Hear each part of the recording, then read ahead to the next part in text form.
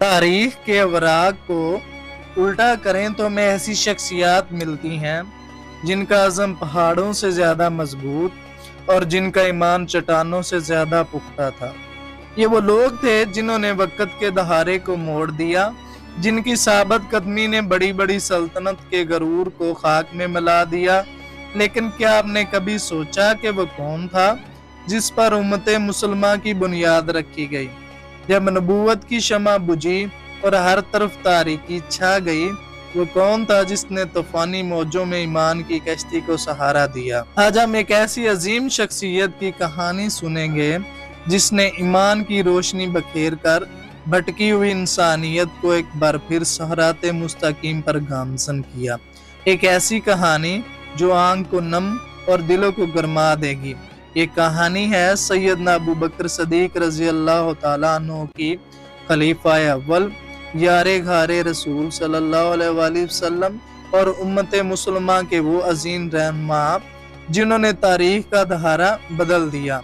खिलाफत का बोझ और बेमिसाल अज़म, नबी सल्लल्लाहु अलैहि वसल्लम की रिहलत का सदमा।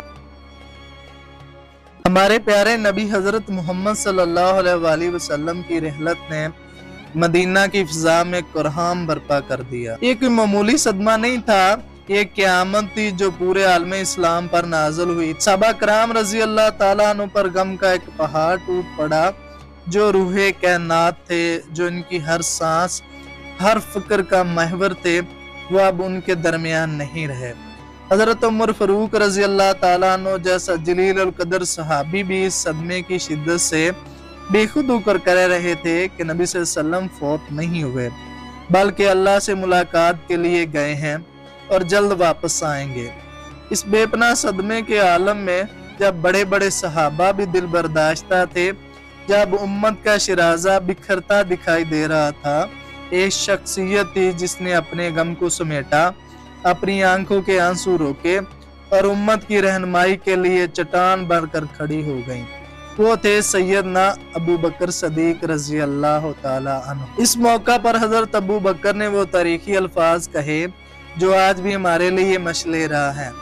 आप रजी अल्लाह ताला अन्हु ने मिंबरे रसूल सल्लल्लाहु अलैहि वसल्लम पर खड़े होकर फरमाया, जो शख्स मोहम्मद सल्लल्लाहु अलैहि वसल्लम की इबादत करता था, उसे मालूम होना चाहिए कि मोहम्मद सल्लल्लाहु अलैहि वसल्लम वफात पा, और जो शख्स अल्लाह की इबादत करता था तो अल्लाह जिंदा है और कभी नहीं मरेगा। ये अल्फाज गम से निडाल उम्मत के लिए उम्मीद की किरण बने।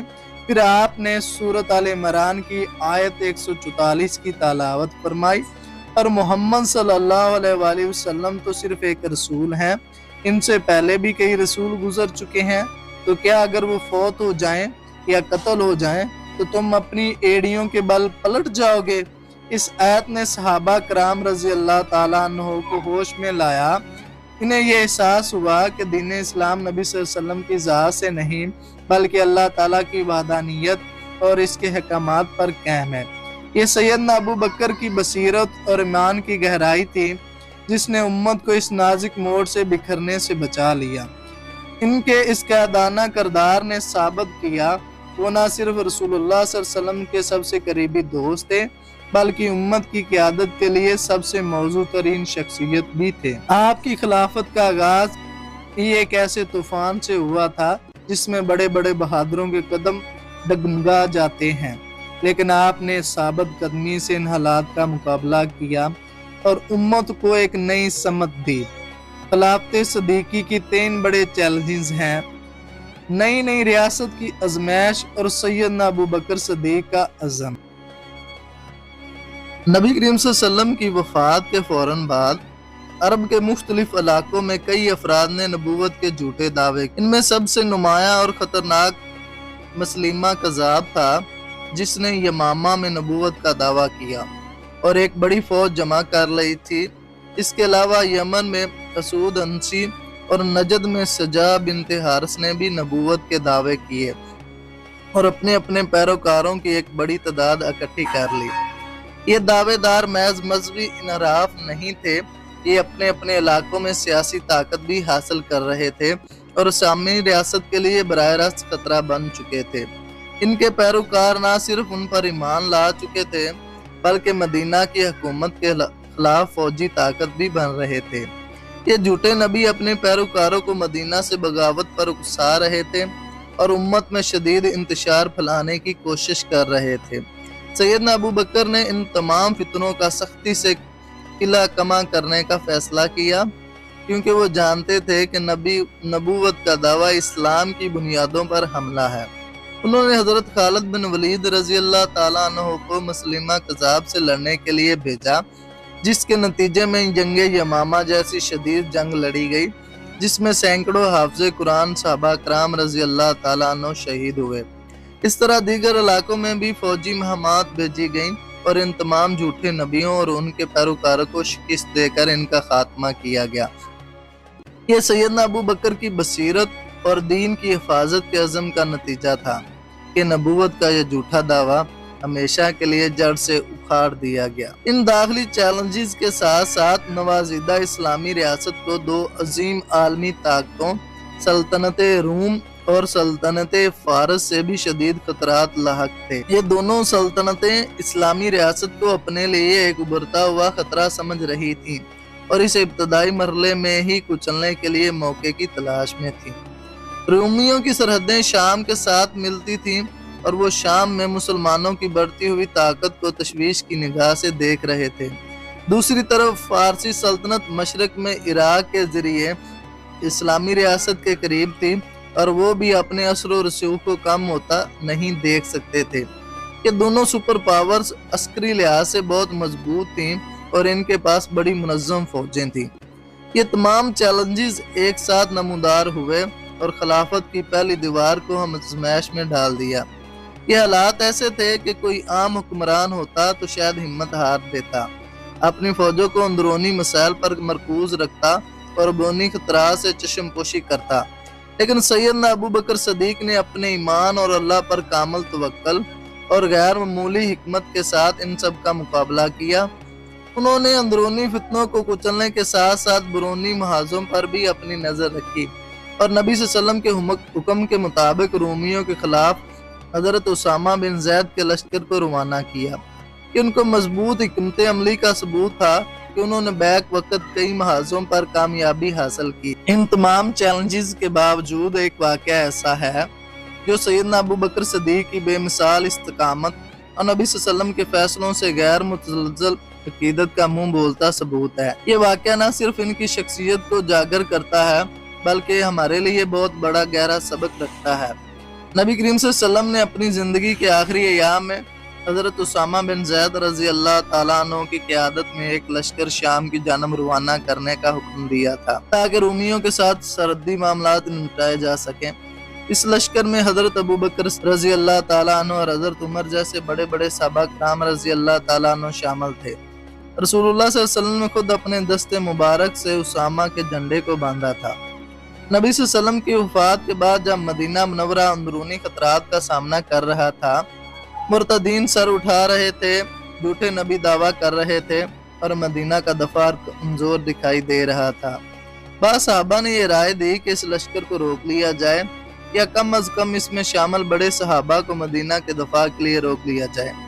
एक बहुत बड़ा दबाव था, एक ऐसा लम्हा जहाँ बड़े से बड़ा रहनुमा भी अपने फैसले बदल देता, मसरत का शिकार हो जाता। लेकिन सैयदना अबू बकर सदीक ने भरते हुए आंखों में आंसू ले आए फरमाया, नबी अकरम सल्लल्लाहु अलैहि वसल्लम ने जिस लश्कर रवाना करने का हुक्म दिया, क्या अबू बकर उसे रोक लेगा?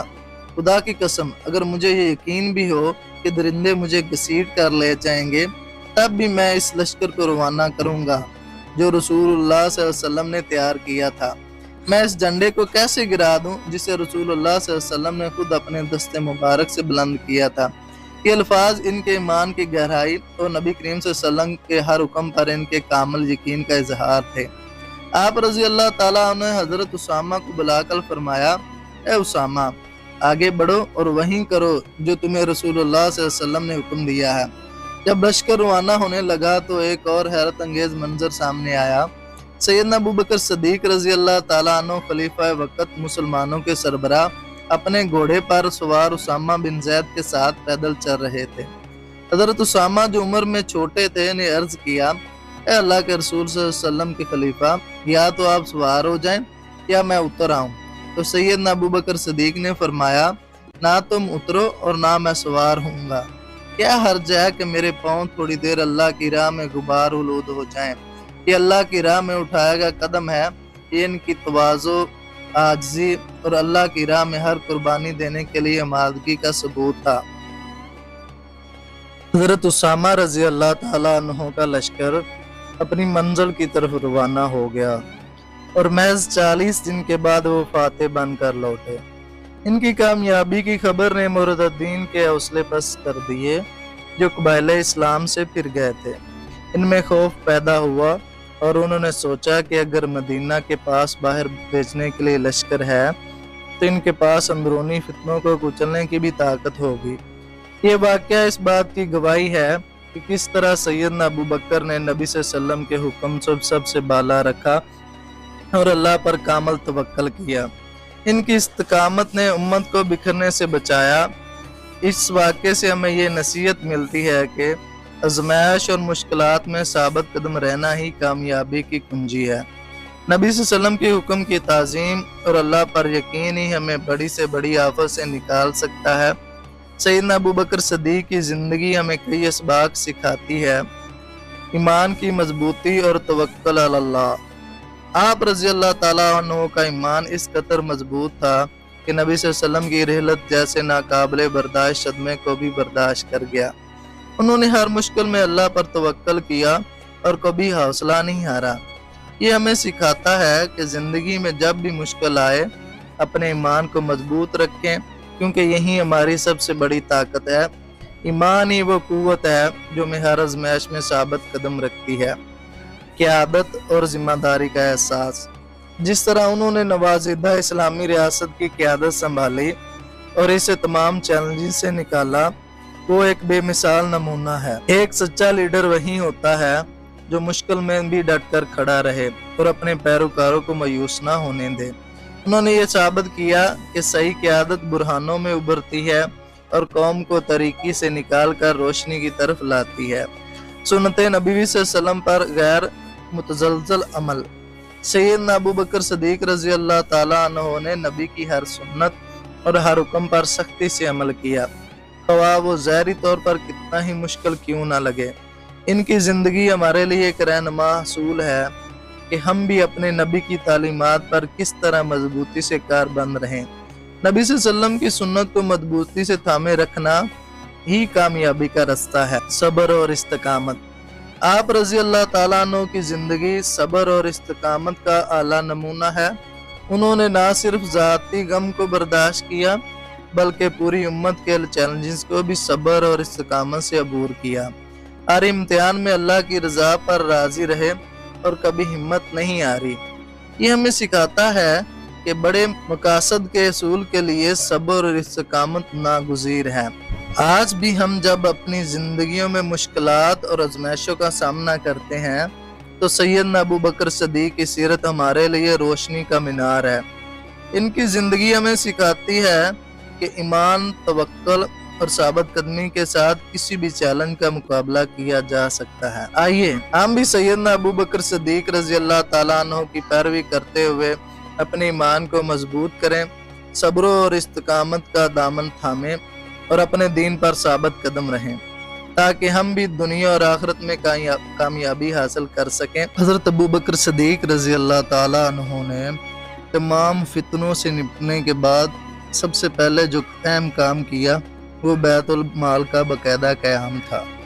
ये कोई खजाना नहीं था बल्कि ये एक अवामी ट्रस्ट था जहाँ से तमाम ज़रूरतमंदों की हाजतें पूरी की जाती थीं। इनके दौर में बैतुल माल का निज़ाम कैसा था, इसको समझने के लिए एक दिलचस्प वाक़या सुनिए।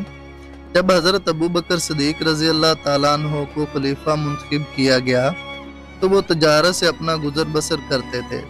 लोगों ने कहा कि अब आप अमीरुल मोमिनीन हैं, आपको तजारत करने की क्या ज़रूरत है, बैतुल माल से अपने लिए वजीफ़ा मुकर्रर कर लें। हज़रत अबू बकर सिद्दीक रज़ी अल्लाह ताला अन्हु ने क्या जवाब दिया? उन्होंने फरमाया, क्या तुम चाहते हो कि मैं मुसलमानों पर बोझ बन जाऊं? उन्होंने इब्तदा में बहुत कम वजीफ़ा लिया जो उनकी बुनियादी ज़रूरत के लिए भी पूरा नहीं होता था। ایک مرتبہ ان کی اہلیہ نے ایک میٹھی چیز بنانے کی خواہش ظاہر کی جس کے لیے انہیں کچھ اضافی رقم کی ضرورت تھی۔ حضرت ابو بکر رضی اللہ تعالیٰ عنہ نے اپنے وظیفے میں اضافے کرنے سے انکار کر دیا اور فرمایا کہ میں اپنا وظیفہ کیوں بڑھاؤں، میں تو بیت المال کا امین ہوں۔ اس واقعے سے ان کی دیانت، تقوی اور بیت المال کے احترام کا اندازہ ہوتا ہے۔ بعد میں صحابہ کرام کے اصرار پر انہوں نے ایک درمیانہ وظیفہ مقرر کیا جو ایک عام مزدور کی اجرت سے زیادہ نہیں تھا۔ وہ خود فرماتے تھے کہ میں مسلمانوں کا خادم ہوں اور بیت المال مسلمانوں کی امانت ہے۔ بیت المال صرف حکمرانوں کے لیے نہیں تھا بلکہ یہ ہر فرد کے لیے تھا۔ اس میں زکوٰۃ، صدقات، جزیہ اور مال غنیمت جمع ہوتا تھا اور اس میں سے غریبوں، یتیموں، بیواؤں، مسکینوں اور قرض داروں کی مدد کی جاتی تھی، یہاں تک کہ غیر مسلم کی ضرورت کا بھی اس سے خیال رکھا جاتا تھا۔ حضرت ابو بکر صدیق رضی اللہ تعالیٰ عنہ نے یہ بھی حکم جاری کیا کہ ہر بالغ مسلمان کو سالانہ وظیفہ دیا جائے۔ یہ ایک طرح کی سوشل سیکورٹی تھی جہاں کوئی بھی بنیادی ضروریات سے محروم نہیں رہ سکتا تھا۔ اس نظام کی سب سے بڑی خوبی یہ تھی کہ اس میں امیر اور غریب کا فرق مٹ گیا۔ دولت صرف حکمرانوں یا چند سیٹھوں کے پاس اکٹھی نہیں ہوتی تھی بلکہ اس کو معاشرے کے ہر فرد تک پہنچایا جاتا تھا۔ حضرت ابو بکر صدیق رضی اللہ تعالیٰ عنہ خود راتوں کو مدینہ کی گلیوں میں گشت کرتے تھے تاکہ کوئی بھوکا نہ سوئے، کوئی ضرورت مند محروم نہ رہ جائے۔ یہ کوئی حکومتی پروٹوکول نہیں تھا بلکہ ایک حاکم کی اپنی عوام سے محبت اور ہمدردی تھی۔ حضرت ابو بکر صدیق رضی اللہ تعالیٰ عنہ کا ماڈل صرف مالیات تک محدود نہیں تھا بلکہ اس کے گہرے اخلاقی اور سماجی پہلو بھی تھے۔ انہوں نے عدل و انصاف کو اپنے خلافت کی بنیاد بنایا۔ ان کا ایک مشہور فرمان ہے، تم میں سے کمزور میرے نزدیک اس وقت تک طاقتور ہے جب تک میں اس کا حق نہ دلا دوں، اور تم میں سے طاقتور اس وقت تک کمزور ہے جب تک میں اس سے حق نہ لے لوں۔ اس کے ساتھ ساتھ انہوں نے تعلیم اور علم کو فروغ دیا۔ مسجد نبوی میں باقاعدہ تعلیم و تربیت کا انتظام کیا گیا جہاں لوگ قرآن و سنت کا علم حاصل کرتے تھے۔ جہالت کا خاتمہ ان کی ترجیحات میں شامل تھا۔ آج ہم جس معاشرے میں جی رہے ہیں وہاں حضرت ابو بکر صدیق رضی اللہ تعالیٰ عنہ کے اس ماڈل سے بہت کچھ سیکھ سکتے ہیں۔ ہمیں اپنی دولت کو صرف جمع کرنے کی بجائے اللہ کی راہ میں خرچ کرنے کی عادت ڈالنی چاہیے۔ زکوٰۃ کو صرف ایک فرض نہیں بلکہ ایک سماجی ذمہ داری سمجھنا چاہیے۔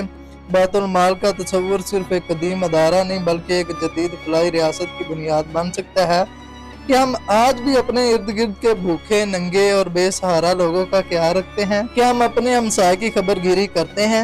کیا ہم صرف اپنی ذات کے لیے جیتے ہیں یا معاشرے کے لیے بھی کچھ کرتے ہیں؟ حضرت ابو بکر صدیق رضی اللہ تعالیٰ عنہ کی زندگی ہمیں یہ سکھاتی ہے، ایک حقیقی مسلمان وہ ہے جو نہ صرف اپنی دنیا اور آخرت سنوارے بلکہ اپنے ارد گرد کے لوگوں کی بھی مدد کرے۔ حضرت ابو بکر صدیق رضی اللہ تعالیٰ عنہ کا سماجی اور اقتصادی ماڈل ہمیں ایک سادہ اور گہرا پیغام دیتا ہے۔ انسانیت کی خدمت ہی اصل عبادت ہے۔ دولت صرف جمع کرنے کا نام نہیں بلکہ بانٹنے کا نام ہے۔ جب تک ہمارے معاشرے میں ایک بھی شخص بھوکا سوئے گا، ایک بھی شخص علاج سے محروم رہے گا، ایک بھی بچے کو تعلیم نہیں ملے گی، ہم ایک حقیقی اسلامی معاشرہ قائم نہیں کر سکتے۔ یہ صرف ایک مالی ماڈل نہیں تھا بلکہ ایک روحانی، اخلاقی اور سماجی انقلاب تھا جس نے ایک بہترین معاشرے کی بنیاد رکھی۔ ہمیں آج بھی انہی اصولوں کو اپنانے کی ضرورت ہے۔ ہمیں اپنے دلوں کو نرم کرنا ہوگا، اپنی آنکھوں سے دوسروں کا دکھ دیکھنا ہوگا اور اپنے ہاتھوں سے ان کی مدد کرنا ہوگی۔ یہ وقت ہے کہ ہم اپنے اندر حضرت ابو بکر صدیق رضی اللہ تعالیٰ عنہ جیسی سادگی، تقوی اور ایثار پیدا کریں۔ ہمیں ذاتی مفادات سے بالاتر ہو کر اجتماعی فلاح کا سوچنا ہوگا، ہر سطح پر، چاہے وہ انفرادی ہو، خاندانی ہو یا حکومتی۔ ہمیں یہ کوشش کرنی چاہیے کہ کوئی شخص کسی بنیادی ضرورت سے محروم نہ رہے۔ ہمارے دین اسلام نے ہمیں ایک مکمل ضابطہ حیات دیا ہے۔ یہ صرف عبادات کا نام نہیں بلکہ معاشرتی ذمہ داریوں کا بھی نام ہے۔ ہمیں اپنی زندگیوں کو قرآن و سنت کے مطابق ڈھالنا ہوگا اور حضرت ابو بکر صدیق رضی اللہ تعالیٰ عنہ جیسے عظیم ہستیوں کے نقش قدم پر چلنا ہوگا۔ ان کا ماڈل صرف تاریخ کا حصہ نہیں بلکہ ایک زندہ جاوید حقیقت ہے جو آج بھی رہنمائی کر سکتی ہے۔